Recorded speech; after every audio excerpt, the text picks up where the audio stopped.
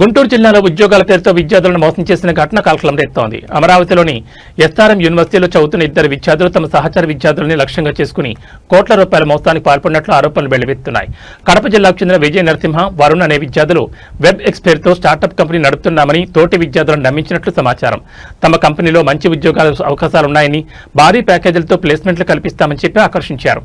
ఈ నమ్మకంతో పలువురు విద్యార్థులు లక్షల రూపాయలు చెల్లించినట్లు తెలుస్తోంది. ఒక్కో విద్యార్థి నుంచి 5 లక్షల నుంచి 20 లక్షల వరకు డబ్బులు తీసుకున్నారని బాధితులు ఆరోపిస్తున్నారు.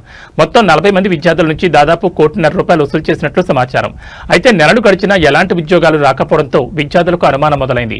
దీంతో విజయ నరసింహ, వరుణ్లను పలుమార్లు ప్రశ్నించగా వారు బెదిరింపులు చేయడంతో పాటు మాయమాటలు చెబుతూ కాలయాపన చేసినట్లు బాధితులు చెబుతున్నారు. చివరికి మోసపోయామని గ్రహించిన విద్యార్థులు తమ తల్లిదండ్రులతో కలిసి మంగళగిరి రూరల్ పోలీసులను ఆశ్రయించారు. బాధితుల ఫిర్యాదు మేరకు పోలీసులు కేసు నమోదు చేసుకుని దర్యాప్తును ప్రారంభించారు.